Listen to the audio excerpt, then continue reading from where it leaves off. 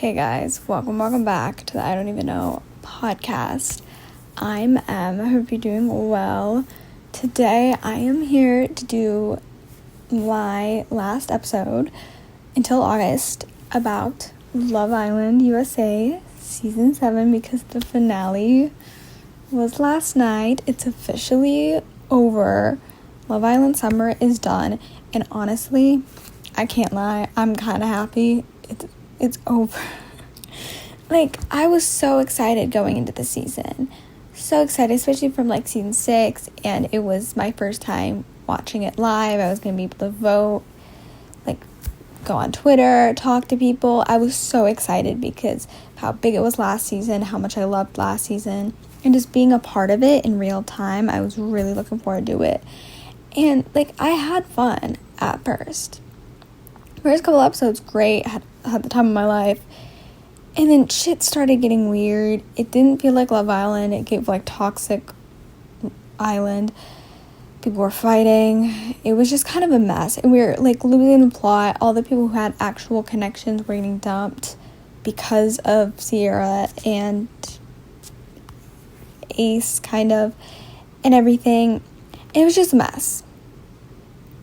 It was just a lot.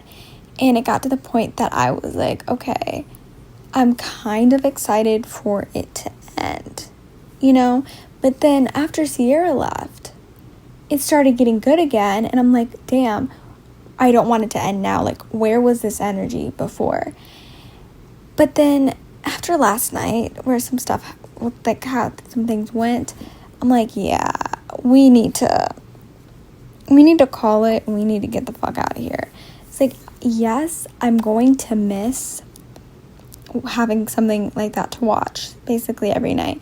Because, in the summer, not many shows are airing, live. They're not live, but you know what I mean, weekly. Some shows are. But for me, most of my shows air, during, the school when I'm in school and, fall, winter, spring, around there. So I usually don't have a spring show. And especially right now, I have Summer I Turn Pretty in 2 days, and that's starting and going to be weekly. So then I have that. But since Love Island started, or the season started, I had nothing. This is what I was watching every day. I didn't have, a show every night. I did, but not, a brand new one. That was always, coming out with new episodes. I didn't have that. And I feel weird when I don't have that type of thing for some reason. So, as much as this season pissed me off, put me on edge, killed me, I'm gonna miss it. 8 o'clock every night, going into my room with, getting snacks and just watching. And, getting pissed off. I'm gonna miss the rush. Because, even though it was a mess, people were dumb, connections were not hitting the same, it was still so much fun. And the last couple episodes, like I said, without Sierra, have been great. So good. This episode was decent. Okay, here's the thing. I think overall it was good for a finale. Little long. I get it. But it did not need to be 2 hours long. That was for sure. An hour and a half would have been fine. But thing is, it's what doesn't sit right with me with this episode. My biggest thing is, because other than that, it was fine.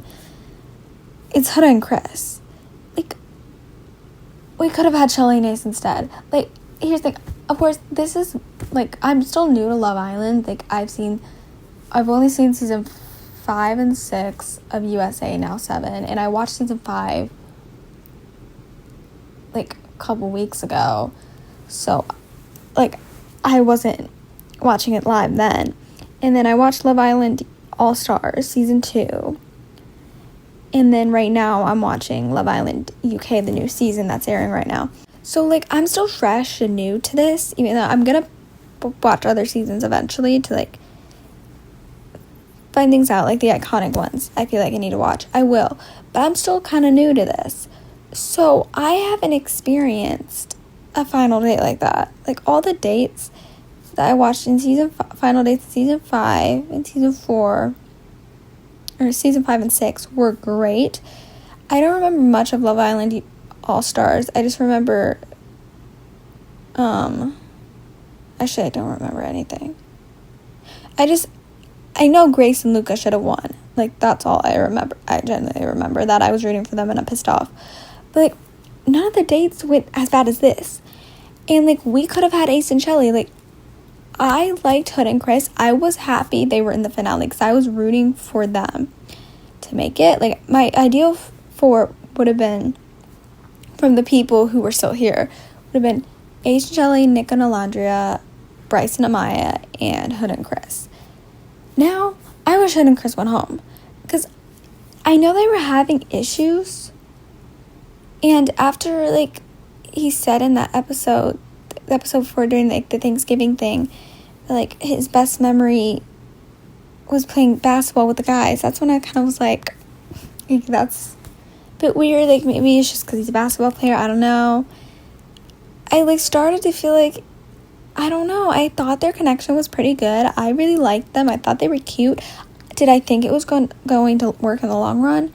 Not necessarily, but I thought he was good for her at that time, and he grounded her, and especially everything with Jeremiah, she needed someone like him. Bitch, not anymore. Not anymore. Like, I get he values his sleep. Personally, I do too. I get really fucking pissed off if people wake me up. So, like, I get that. And I get why he didn't like her, like, counting down, like, a parent, and, like, how they just had a conversation a couple episodes ago about how she's not affectionate publicly, but, like, privately. But, like, him basically ruining the whole vibe of it from that isn't great. Like, yes, she wasn't great either. Like, it's not like she's 100% correct and he's not. They're both in the wrong there. I just think, I don't know, during the date, it just seemed like he didn't want to, obviously he doesn't really want to be with her, but it basically felt like he never wanted to in the first place. Like, the way he was just, like, so dull. Like, I was hoping, like, he would be like, I want to work this out. And I get it was her choice eventually to be like, I think we should be friends. But the way that he didn't say anything, he was like, okay, yeah. Like, yeah, sure. Like, I think that's best. That's where, like I felt bad because I wanted him to fight for her a bit so she had that validation. Like, I know you shouldn't, like, try to go towards that in a relationship. But I still think that would have helped her because the way she was just sobbing, or, like, the date at first was weird. Like, she was trying to, like, do stuff, and then he was kind of just like, oh, whatever. And then she was crying, and he was just kind of looking at her. He's like, why are you upset? I'm like, why do you think? She came here. She left her fucking daughter to find love, and she has to deal with everything with Jeremiah and all that drama. Finally gets away from it. Finally finds a decent person she thinks could be the one, who grounds her and is good to her and validates her feelings, to then now be like this. Like, I'm not saying he's necessarily in the wrong. Like, they're both kind of there. But the way that he didn't really comfort her and didn't carry her, like, she literally had to walk in the fucking water. And, like, that's not the end of the world, but I just felt really bad. And then when, like, the person came out, when they were fighting to start singing Moon River, I literally started laughing so hard because that should have been Shelly Nace. It should have been Shelly Nace. Like, what kind of final date is that? Like, when I was watching that, I forgot it was the finale. Because I'm just like, what the fuck are we doing? Like, I didn't think they were going to work out. Like, yeah, I didn't in, like, the long run, but I thought they were going to make it past this because I thought they were good. Like, yeah, they had their moments, but they worked it out. And to me, like, now that I'm thinking about it, I think Chris didn't really want to be with her after they were fighting about being affectionate in public or something, because since then his energy had been off. I just didn't really clock it. I thought he was just drained. But, like, the way he like, validated her feelings and knew how she was before coming in, and she changed and became better, and he just does this shit. And, like, she was moving in a different way because of everything with Jeremiah. Like, he should have been understanding. Like, again, I get where he was coming from, and I do think they are better off as friends, but I just felt so bad. So bad, because she felt bad too, and, like, the way she was crying. And he just kind of walked off. I'm like, bro, what the hell? At least, like, the only good thing about it was his speech was good. His speech was really fucking sweet. Like, I'm happy they're friends, and there wasn't really any issues there, animosity, and, like, they were able to talk it out, and he was able to give a really sweet speech, because his speech did almost make me cry. Like, him talking about her daughter, it's just like, oh my gosh, like, that's so fucking cute. Like, so fucking cute, and I really, really liked that. I just feel bad. I kind of feel bad for Iris and Pepe that they got 4th and Hood and Chris got 3rd. Like, obviously, we didn't know that this was going to happen, but I felt really bad that Iris and Pepe got 4th over Hood and Chris. Like, if Hood and Chris were still together and, like, didn't decide to be friends and break things off, I would 100% be rooting for them for 3rd place and be happy. But because of that, you know? But to be fair, I'm just happy Iris and Pepe didn't win. It's like, here's like, the thing, and I said it in the past. Like, I don't hate them. I don't. But I was going to get really fucking annoyed if they won. Because even though they are cute, I don't hate them. Their date was cute. It's just, I like other people more. Like, Nick and Alondria and, like, Amaya and Brian. To be fair, I like Iris and Pepe more than Hood and Chris now. But, like, they're just on another level for me. Like, their dates were so cute. Like, them bringing in the public and, like, reading things that we've said, or having Nick and Alondria read things that we've said, was genius, especially because we've been rooting for them since day one. Or a lot of people. I haven't. I started rooting for them after the log cabin kissing thingy, when they kissed in there. So, like, I've been rooting for them since that. But, like, so many people have been rooting for them since the very beginning, and to hear that they're basically just blind and everyone's been seeing it, not just their parents, it's just, I mean, like, made me so happy. And her hearing from her sisters, and like that they love Nick and his dad likes her, and then that they're actually going to, like, try to make it work in the real world and want to explore out of the villa, that just made me so happy. Like, I felt like they would, but I was worried because he was with Sierra for so long, and it kind of started off as friendship, like a friendship couple, that maybe it wasn't. But I'm happy they finally were able to explore without distractions, because I said if they were able to explore without distractions and without everyone, and, like, being done with Sierra and Taylor, they would realize something was there, because it's been obvious since day one. And they did, and we're good now. And I know, like, a lot of people think they won't work out because of everything. And, like, at the beginning of when they, like, first coupled up, yes, it was pushed by producers because of us, but they didn't push Sierra out. Like, yeah, they kicked Sierra out of the villa because she had to leave.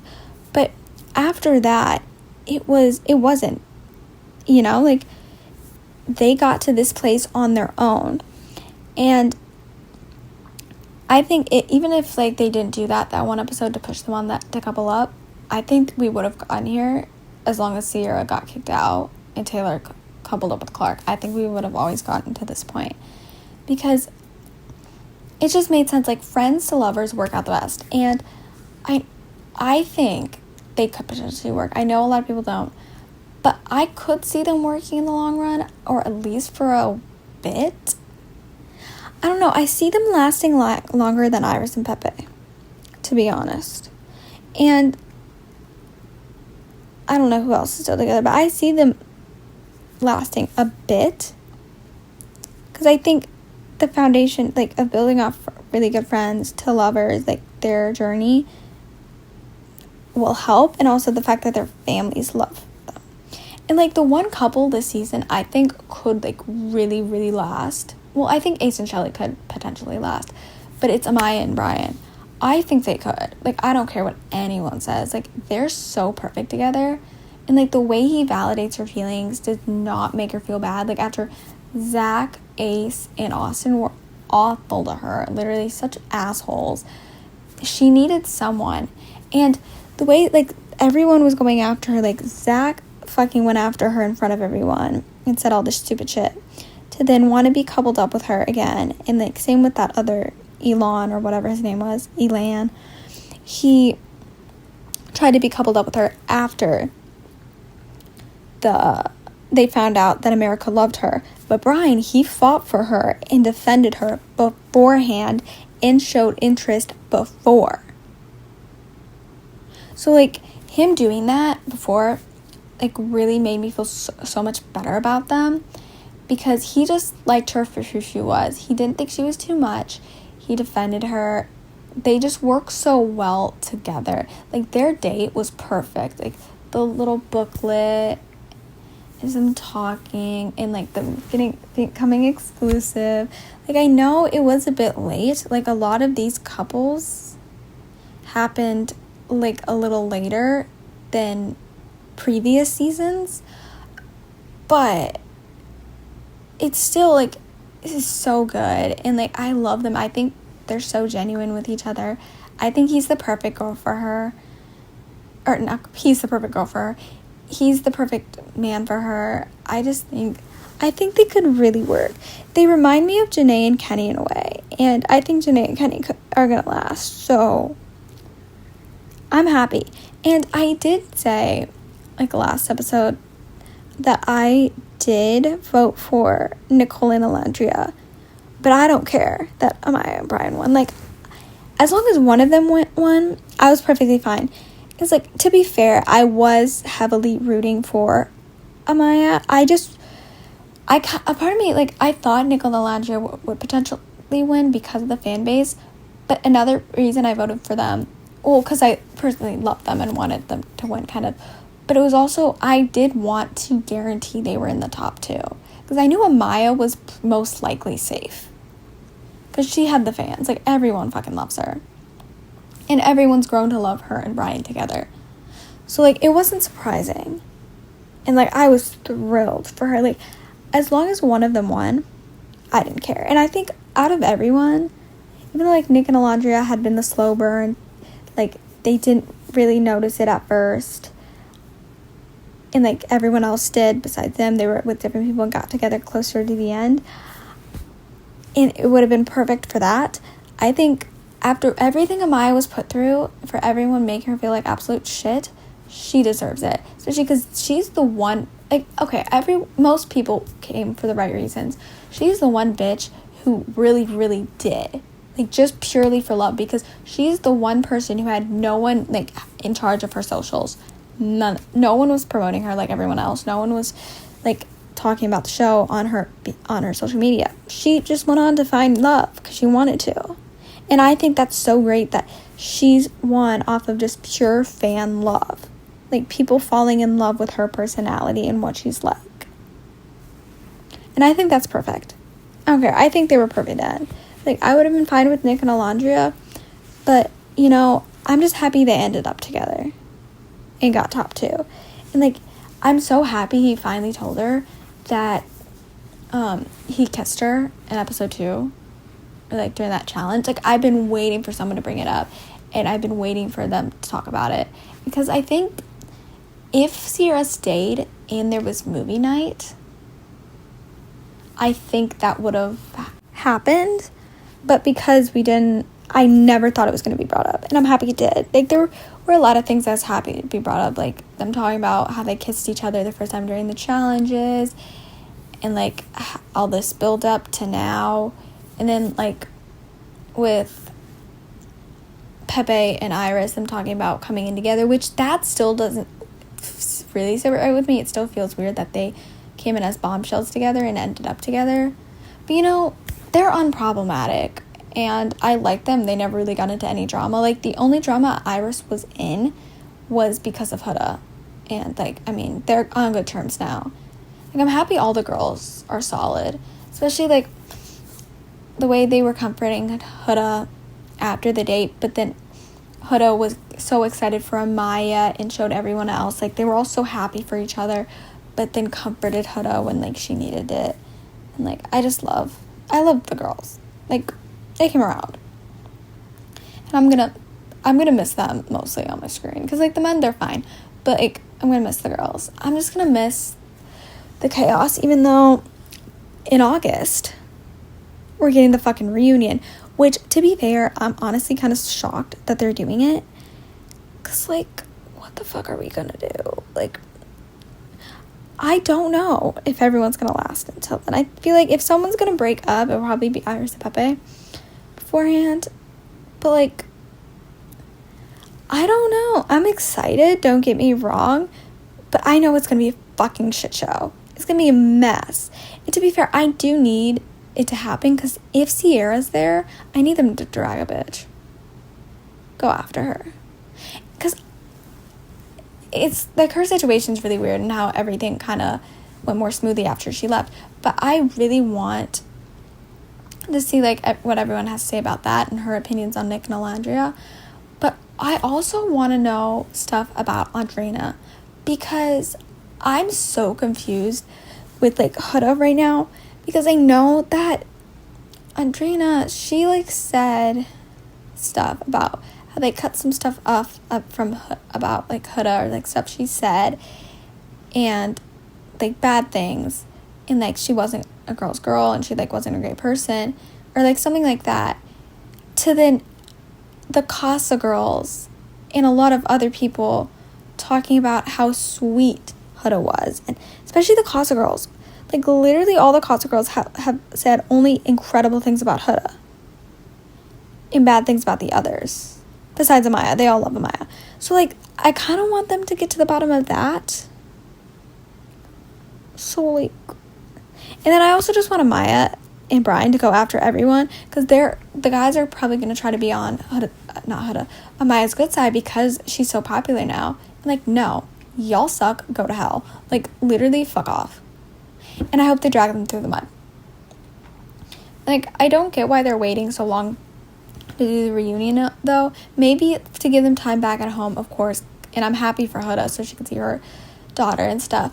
But then I also want them to do it while the couples are still together. But then I feel like they're waiting so couples can have issues and things can blow up.